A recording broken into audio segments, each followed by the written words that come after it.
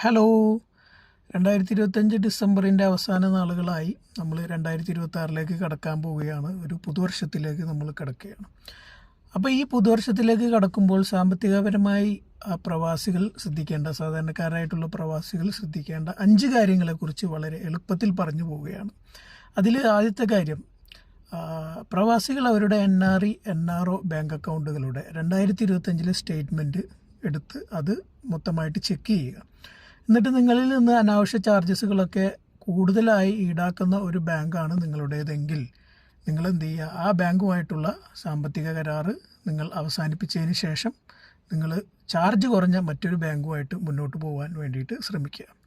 രണ്ടാമത്തെ കാര്യം, നിങ്ങൾ വിദേശത്ത് നിന്ന് നിങ്ങൾ നാട്ടിലേക്ക് പണം അയക്കുമ്പോൾ വളരെ ലീഗലായിട്ടുള്ള ചാനലിലൂടെ മാത്രമേ നിങ്ങൾ പണം അയക്കൂ എന്നുള്ളൊരു പ്രതിജ്ഞ നിങ്ങൾ എടുക്കുക. കാരണം ഒരു പ്രാവശ്യം നിങ്ങളുടെ ബാങ്ക് അക്കൗണ്ട് ആദായ നികുതി വകുപ്പ് അനാവശ്യമായിട്ടുള്ളൊരു ട്രാൻസാക്ഷനിലൂടെ നോട്ടീസ് ചെയ്ത് കഴിഞ്ഞാൽ അവരത് ഫ്രീസ് ചെയ്യുകയും പിന്നെ നിങ്ങൾ ഏത് ധനകാര്യ സ്ഥാപനത്തിൽ ഇടപാട് നടത്താൻ ശ്രമിച്ചാലും നിങ്ങൾ അവരുടെ നിരീക്ഷണത്തിൽ വിധേയമായിരിക്കും.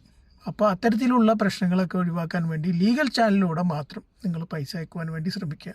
മൂന്നാമത്തെ കാര്യം, പ്രവാസികൾ ഒരു ഫാമിലി ബഡ്ജറ്റ് പ്ലാൻ ഉണ്ടാക്കുക. അതായത് 2025 നിങ്ങൾ കുടുംബത്തിന് വേണ്ടിയിട്ട് നിങ്ങളുടെ മറ്റു കാര്യങ്ങൾക്ക് വേണ്ടിയിട്ട് എത്ര രൂപ നിങ്ങൾ ചിലവാക്കിയെന്ന് നിങ്ങൾ അപഗ്രഥിക്കുക.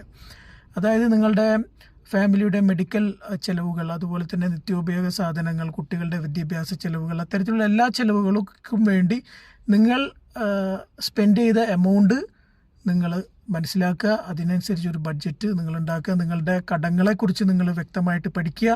അതിലേക്ക് എത്ര രൂപ മാറ്റണം, അങ്ങനെയൊക്കെ ഒരു പ്ലാനിങ്ങോടുകൂടി മുന്നോട്ട് പോയി കഴിഞ്ഞാൽ നല്ലൊരു 2026 പുതുവർഷം നിങ്ങൾക്ക് എൻജോയ് ചെയ്യാൻ വേണ്ടിയിട്ട് നിങ്ങൾക്ക് പറ്റും.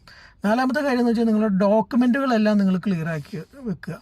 Pan card, Aadhaar card, voter ID, driving licence ഇത്യാദി നിങ്ങളുടെ സാമ്പത്തികപരമായിട്ടുള്ള ആക്ടിവിറ്റീസിൽ ലിങ്ക് ചെയ്യപ്പെടുന്ന എല്ലാ ഡോക്യുമെൻറ്റ്സുകളും ക്ലിയർ ആക്കി വെക്കുക. കാരണം ഇന്നത്തെ ഇന്ത്യയുടെ സാഹചര്യത്തിൽ എല്ലാ ഡോക്യുമെൻറ്റ്സുകളൊക്കെ വളരെ ക്ലിയറാണ്. കാരണം എല്ലാം ലിങ്ക്ഡ് ആണ്. ഇപ്പോൾ ആധാർ കാർഡ് പാൻ കാർഡായിട്ട് ലിങ്ക്ഡ് ആണ്.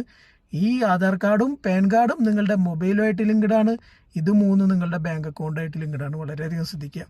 ഇനി ഏറ്റവും അവസാനത്തെ കാര്യം, നിങ്ങൾ ഡിസൈഡ് ചെയ്യുക, നല്ലൊരു സാമ്പത്തിക ഇൻവെസ്റ്റ്മെൻറ്റ് പ്ലാനിൽ നിങ്ങൾ മെമ്പറാകും, നിങ്ങൾ അംഗമാകും എന്ന് നിങ്ങൾ സ്വയം നിങ്ങൾ ഒരു പ്രതിജ്ഞ എടുക്കുക. നിങ്ങളുടെ ഫാമിലിയുമായിട്ട് ഡിസ്കസ് ചെയ്യുക. നിങ്ങളുടെ ചിലവുകളിൽ നിന്ന് പരിധിക്കുള്ളിൽ നിന്നുകൊണ്ട് തന്നെ നിങ്ങൾക്ക് എന്ത് ചെയ്യാൻ പറ്റുമെന്ന് നിങ്ങൾ ഡിസ്കസ് ചെയ്തിട്ട് അതിലും നിങ്ങൾ മെമ്പറാവുക. അപ്പോൾ നല്ലൊരു പുതുവർഷം എനിക്കും നിങ്ങൾക്കും എല്ലാവർക്കും ഉണ്ടാവട്ടെ.